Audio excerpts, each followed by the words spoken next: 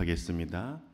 전능하사 천지를 만드신 하나님 아버지를 내가 믿사오며 그 외아들 우리 주 예수 그리스도를 믿사오니 이는 성녀로 잉태하사 동정녀 마리아에게 나시고 본디오 빌라도에게 고난을 받으사 십자가에 못 박혀 죽으시고 장사한 지 사흘 만에 죽은 자 가운데서 다시 살아나시며 하늘에 오르사 전능하신 하나님 우편에 앉아 계시다가 죄로서 산 자와 죽은 자를 심판하러 오시리라. 성령을 믿사오며 거룩한 공예와 성도가 서로 교통하는 것과 죄를 사하여 주시는 것과 몸이 다시 사는 것과 영원히 사는 것을 믿사옵나이다. 아멘. 찬송가 506장입니다. 찬송가 506장 땅끝까지 복음을입니다. 506장 함께 찬양하시겠습니다.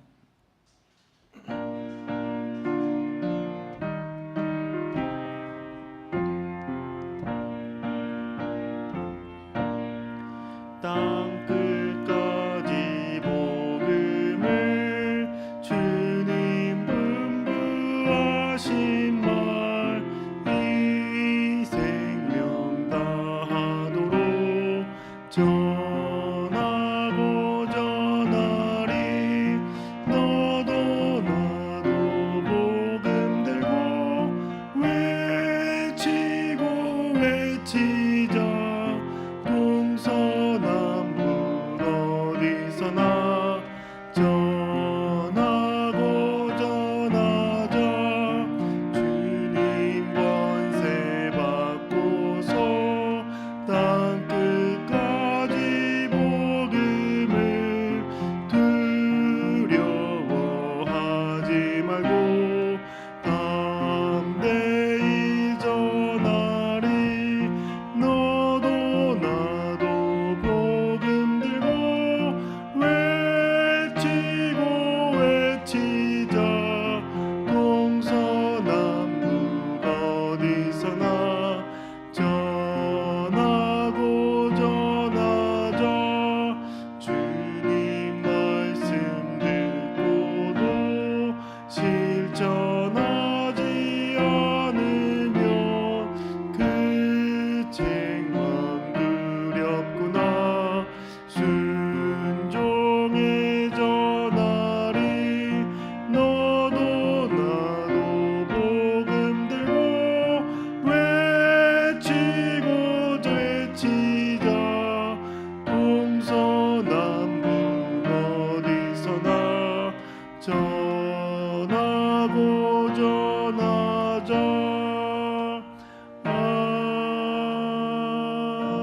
아멘. 오늘에게 주신 하나님 말씀은 예레미야서 51장입니다. 51장 13절에서 19절의 말씀입니다. 예레미야 51장 13절에서 19절의 말씀 함께 읽겠습니다. 큰 물가에 사는 보물을 많이 가진 자야, 너의 종말이 다가왔다. 너의 목숨이 끊어질 때가 되었다. 만군의 주님께서 그의 삶을 두고 맹세하셨다. 내가 메뚜기 떼처럼 많은 군대로 너를 공격하게 할 것이니 그들이 너를 이겨 승리의 환호를 할 것이다. 권능으로 땅을 만드시고 지혜로 땅덩어리를 고정시키시고 명철로 하늘을 펼치신 분은 주님이시다. 주님께서 호령을 하시면 하늘에서 물이 출렁이고 땅끝에서 먹구름이 몰려온다. 주님은 번개를 일으켜 비를 내리시며 바람 창고에서 바람을 내보내신다. 사람은 누구나 어리석고 무식하다. 금속을 부어서 만든 신상들은 거짓이요 그것들 속에 생명이 없으니 은장이들은 자기들이 만든 신상 때문에 모두 수치를 당하고야 만다. 금속을 부어서 만든 신상들은 속임수요 그것들 속에는 생명이 없으니 그것들은 허황된 것이요 조롱거리에 지나지 않아서 벌 받을 때에는 모두 멸망할 수밖에 없다. 그러나 야곱의 분기시신 주님은 그런 것들과는 전혀 다르시다. 그분은 만물의 조성자이시요 이스라엘을 당신의 소유로 삼으신 분이시다. 그분의 이름은 만군의 주이시다. 아멘.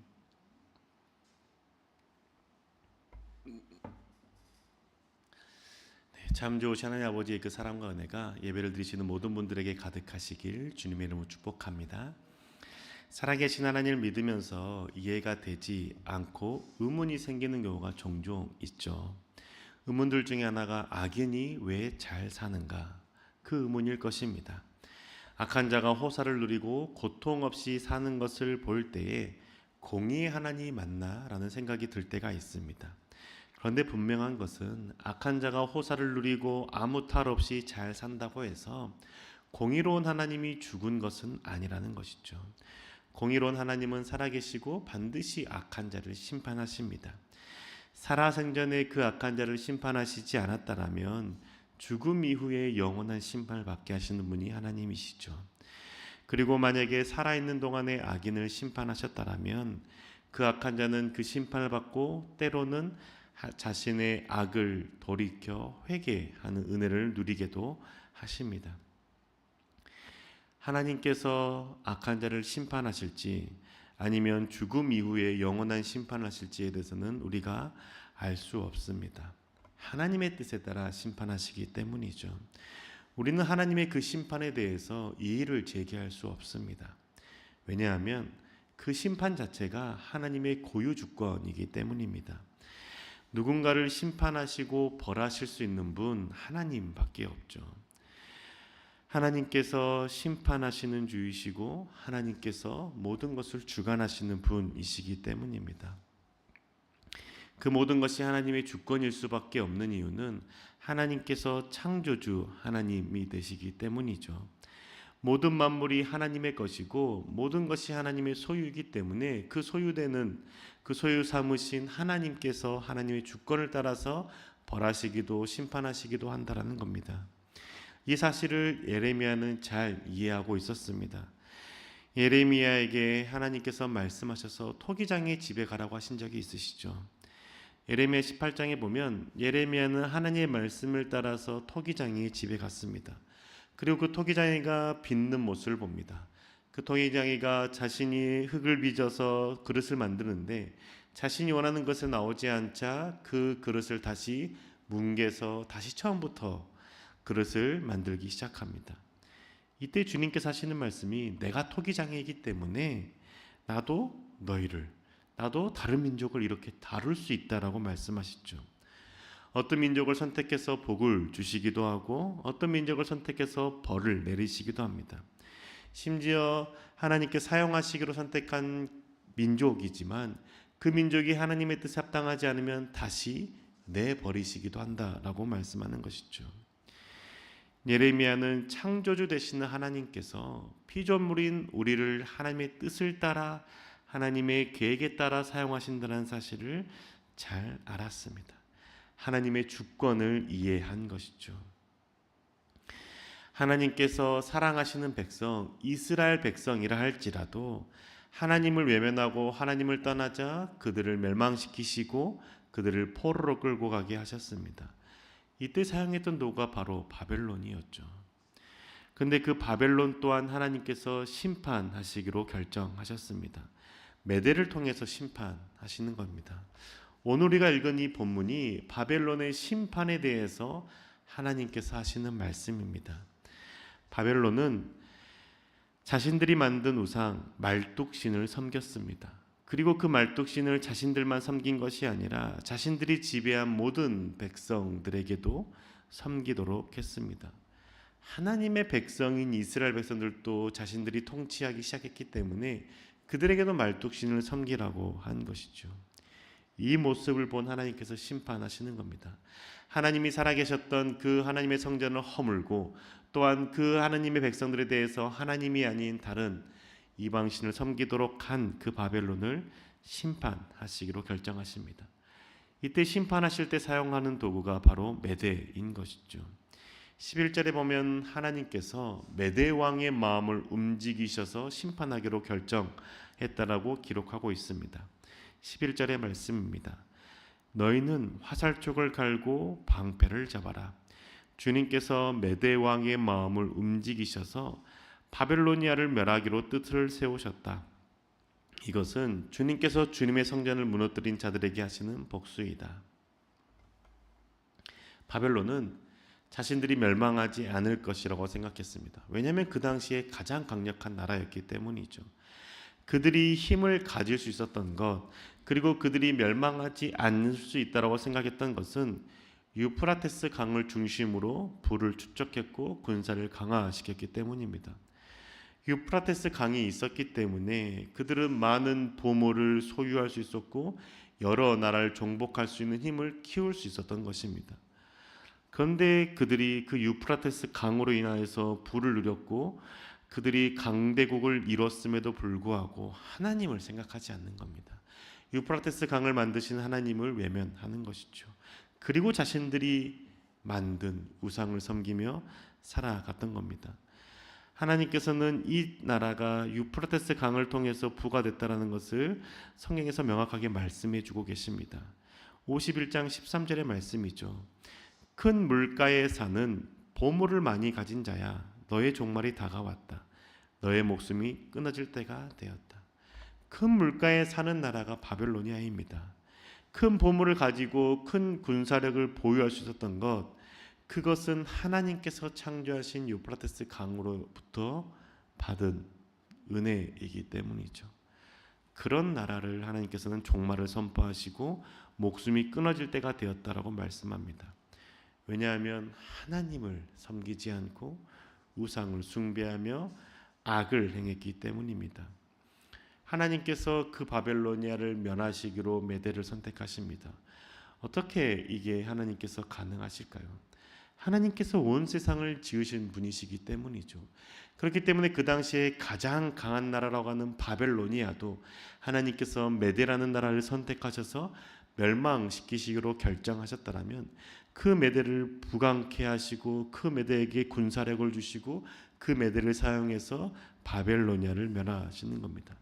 아무것도 없는 곳에서 천지를 지으신 하나님께서 작은 나라가 강하게 하는 것, 또한 없는 나라를 세우시는 것 불가능할까요? 그렇지 않다라는 겁니다. 그래서 예레미야는 그 하나님의 천지를 지으신 능력을 이야기합니다. 51장 15절과 16절의 말씀입니다. 권능으로 땅을 만드시고 지혜로 땅덩어리를 고정시키시고 명철로 하늘을 펼치신 분은 주님이시다. 주님께서 호령을 하시면 하늘에서 물이 출렁이고 땅 끝에서 먹구름이 올라온다. 주님은 번개를 일으켜 비를 내리시며 바람 창고에서 바람을 내보내신다. 아멘. 예레미야가 고백하는 게 무엇입니까? 하나님께서 권능으로 땅을 만드시고 지혜를 땅을 고정한다라고 고백합니다. 명철로 하늘을 펼치신다라고 말하죠. 나라를 세울 수 있는 땅을 만드시고 고정시키시는 분이시고 나라가 세워질 수 있도록 하늘을 펼치시는 분이 하나님이라는 것입니다. 세상을 창조하신 하나님께서 나라를 세우시거나 멸망시키시는 것 전혀 어렵지 않다는 겁니다. 창조자 하나님께서 메대라는 나라를 선택하셨기 때문에 그 나라를 통해서 그 당시 가장 강한 바벨로니아를 멸망시키시는 겁니다. 하나님께서 이렇게 바벨로니아를 사용하셔서 이스라엘 백성을 멸망시키신 하나님께서 또다시 그 바벨로니아를 멸망시키시려 결정하신 이유가 무엇일까요? 이 세상을 창조하신 하나님의 주권에 따라 움직이게 되기 때문입니다. 하나님께서는 세상을 창조하신 후에 그 세상을 그냥 내버려 두신 분이 아니십니다. 세상을 그냥 만드신 다음에 그냥 세상을 방관하시는 분이 아니시고 그 세상을 하나님의 주권에 따라서 움직이시는 것이죠. 그래서 때로는 바람이 불기도 하시고 때로는 비가 내리기도 하시고 때로는 태양이 비치기도 하시는 분이십니다. 하나님의 뜻을 따라 하나님의 주권대로 운행하신 하나님이시기 때문에 나라의 흥망성쇠도 하나님의 뜻을 따라서 운행하시는 것이죠. 바벨로니아를 통해서 이스라엘을 심판하신 하나님께서 다시 메대를 통해서 바벨로니아를 심판하시는 겁니다. 그 뜻 가운데 하나님께서 악한 자를 사용하신 것이죠. 악한 자를 사용하신 후에 그 악한 자를 다시 심판하시는 겁니다. 그렇다면 우리가 보는 그 악한 자가 잘 되는 것, 하나님께서 그 악한 자를 들어 사용하시는 시간일 수 있지 않겠습니까? 하나님께서 그 악한 자를 사용하신 후에, 그래서 하나님의 뜻을 행하신 다음에 그 악한 자를 다시 하나님께서 심판하시는 것, 하나님의 주권 아래에 있는 것 아니겠습니까? 하나님은 세상을 지으시고 하나님의 뜻을 따라 운행하시는 분이시기 때문에 이 세상 가운데는 악한 자나 선한 자 또한 하나님의 뜻 가운데 사용하시고 쓰시고 하나님의 뜻 가운데 복을 주시고 심판하시기도 하신다는 겁니다. 하나님께서 심판하실 때 가장 중요한 기준이 무엇입니까? 하나님을 섬기는 자냐, 하나님을 외면하는 자냐, 이것 아니겠습니까? 왜 하나님께서는 우상을 숭배하는 자, 하나님을 외면하는 자를 심판하시는 걸까요? 하나님께서 창조하셔서 생명을 부여받은 존재가 우리 인간입니다. 그렇다면 생명 되시는 하나님께 나아가야 되는 게 마땅한 것 아닌가요? 그런데 그 생명을 부여받은 존재가 생명이 없는 우상을 섬기는 것, 그 모습을 하나님께서 슬퍼하시기 때문에 우상을 숭배하는 것, 하나님께서 심판하신다는 겁니다. 그래서 51장 17절과 18절에 이렇게 말씀하는 것이죠. 사람은 누구나 어리석고 무식하다. 금속을 부어서 만든 신상들은 거짓이요, 그것들 속에 생명이 없으니 은장이들은 자기들이 만든 신상 때문에 모두 수치를 당하고야 만다. 금속을 부어서 만든 신상들은 속임수요, 그것들 속에는 생명이 없으니 그것들은 허황된 것이요 조롱거리에 지나지 않아서 벌받을 때에는 모두 멸망할 수밖에 없다. 아멘. 생명을 하나님으로부터 부여받아 생명을 누리게 된 인간이 생명이 없는 우상을 숭배합니다. 그것에 절합니다. 그리고 그것에 절하고 그것을 통해서 자신이 생사복을 누릴 수 있다라고 여깁니다. 우상에게 자신의 문제를 아뢰고 우상에게 도움을 받으려고 하는 것이죠. 그런데 사람이 우상을 만들었기 때문에 그 사람의 손에 지어진 우상은 아무런 능력이 없습니다. 생명도 없고 할 수 있는 것이 없습니다. 그처럼 생명도 없고 능력도 없는 우상을 섬기면서 자신의 생명을 갉아먹는 그 인간들의 모습, 주님께서 슬퍼하신다는 것이죠. 그래서 우상을 섬기는 자를 심판하시는 겁니다. 다시는 우상을 섬기지 않도록 너에게 생명을 주는 분이 누구인지 명확히 알라라고 말씀하는 것이죠. 지금 저와 여러분은 우상을 숭배하며 섬기는 자입니까? 아니면 생명을 주시는 하나님을 예배하며 하나님께 나아가는 자입니까? 하나님을 믿기 때문에 우상을 섬기지 않는다라고 자신 있게 말할 수 있을까요?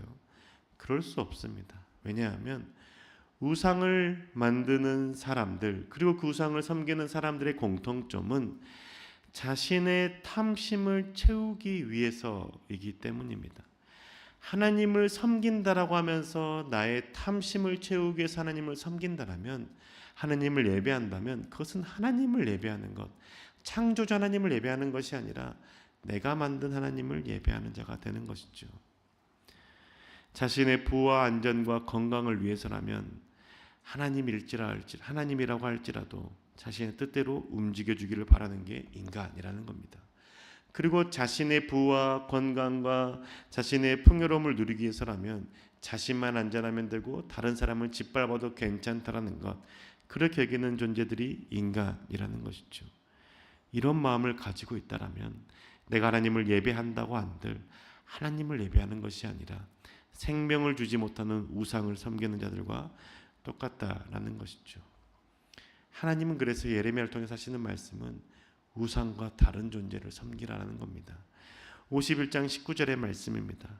그러나 야곱의 본기시신 주님은 그런 것들과는 전혀 다르시다.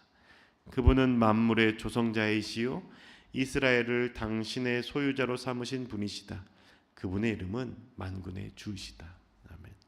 야곱의 분깃이 다른 우상들과 전혀 다르다라고 말씀합니다. 우상은 인간의 손에 만들어진 아무 능력 없는 존재이지만 하나님은 그 인간을 만드신 창조자 하나님이심을 분명히 알려주는 것이죠. 하나님의 뜻을 따라 악인을 사용하시기도 하고 심판하시는 분이 하나님이시라는 겁니다. 하나님을 분깃 삼는 자, 하나님 한 분만으로 만족하는 자는 자신이 멸망당하는 것 같은 상황 가운데 있음에도 불구하고 그 하나님을 붙들므로 말미암아 하나님이 주시는 복을 누릴 수 있음을 알려주는 겁니다. 분깃은 하나님을 분깃 삼는 자, 그 자는 하나님으로 만족하는 자이죠. 하나님으로 만족하고 하나님으로 모든 것이 괜찮다라고 고백하는 자는 탐심에서 멀어지게 됩니다. 왜냐하면 탐심은 내가 부족하다라고 느낄 때 생기는 욕심이기 때문이죠. 하나님이 계신데도 부족하다라고 느끼십니까? 여러분, 그렇다면 나는 하나님으로 만족하며 하나님을 분깃 삼는 자가 아니라 탐심을 쫓아 신앙생활하는 자일 수 있다는 겁니다. 탐심을 쫓는 자 결국 멸망에 이른다라고 말씀하지 않습니까? 하나님을 섬긴다라면, 하나님이 나의 창조주가 된다라면 지금 내게 부족한 그것 또한 하나님께서 하나님의 뜻을 따라 채워줄 수 있음을 믿고 기다리고 하나님께 나아가야 되지 않겠습니까? 그렇지 않고 이 부족함을 내가 채우려고 하다가 내가 탐심을 쫓고 하나님을 멀어지는 자, 하나님을 외면하는 자가 될 수 있음을 우리는 생각해야 될 것입니다. 사랑하는 교우 여러분, 우리의 삶의 주관자 되시는 하나님을 신뢰합시다. 하나님 한 분만으로 만족하며 살아가는 자가 됩시다. 그래서 탐심에서 멀어지고 우상을 숭배하던 하나님을 섬기는 자가 아니라 나의 창조 되시는 하나님으로 만족하며 살아가는 자가 됩시다. 그러면 지금 내 삶이 절망 가운데 있다 할지라도 하나님을 의지하기 때문에, 창조자 하나님을 신뢰하기 때문에 그 끝에서는 반드시 생명을 누리게 될 것입니다. 하지만 지금 당장 내가 잘 사는 것을 선택하며 내게 부족한 것을 내가 스스로 채우고자 탐심을 쫓아 우상을 섬기는 자가 된다면 그 끝에는 멸망이 있음을 기억합시다. 내가 지금 하나님의 자녀인가 아닌가 보다 더 중요한 것은 지금 내가 무엇에 마음을 두고 살아가느냐입니다. 하나님의 자녀가 되었다고 해서 악을 행해도 괜찮다라고 여기면서 탐심을 쫓아 살아간다면 토기장이 되시는 주님께서 그릇을 깨트리실 수 있는 권한 또한 있음을 생각해야 되는 것이죠. 지금 내가 절망 가운데 있고 하나님이 나를 사랑하지 않는 것 같다 할지라도 하나님이 나의 분깃되심을 고백한다면 하나님을 붙잡고 하나님과 함께 걸어감으로 그 끝에는 반드시 생명과 구원을 누리게 될 것입니다. 악인의 삶을 부러워하거나 하나님이 없다라고 말하기 전에 내가 지금 무엇을 붙잡고 살아가고 있는지를 돌아보므로 그 끝에 생명과 복을 누리는 저와 교회 여러분 되시기를 주님의 이름으로 축복합니다. 기도하시겠습니다. 주님 우리의 삶 가운데 주인 되시는 분이십니다. 우리의 창조주가 되시는 분이 하나님이십니다. 하나님, 그 하나님을 신뢰하는 자가 되게 해주시고 내 상황 가운데 하나님의 역사하심이 없는 것처럼 여겨지는 상황 가운데서도 하나님이 나를 지으신 분이시고 내 삶의 주인 되심을 고백함으로 하나님의 손길을 묵묵히 기다리며 주님께 나아가는 저희들 되게 인도하여 주시옵소서. 하나님을 분깃 삼아 부족함이 없다라고 고백하는 자가 되게 해주시고 그래서 탐심을 쫓지 않고 하나님을 섬기며 살아가는 믿음의 삶 살게 하여 주옵소서. 우리 가운데 언제나 역사하시고 함께할 줄 믿사오며 살아계신 예수님의 이름으로 기도합니다. 아멘. 하늘에 계신 우리 아버지여, 이름이 거룩히 여김을 받으시오며 나라의 마옵시며 뜻이 하늘에서 이루어진 것 같이 땅에서도 이루어지이다. 오늘날 우리에게 일용할 양식을 주옵시고 우리가 우리에게 죄 지은 자를 사하여 준 것 같이 우리 죄를 사하여 주옵시고 우리를 시험에 들게 하지 마옵시고 다만 악에서 구하옵소서. 대개 나라와 권세와 영광이 아버지께 영원히 있사옵나이다. 아멘.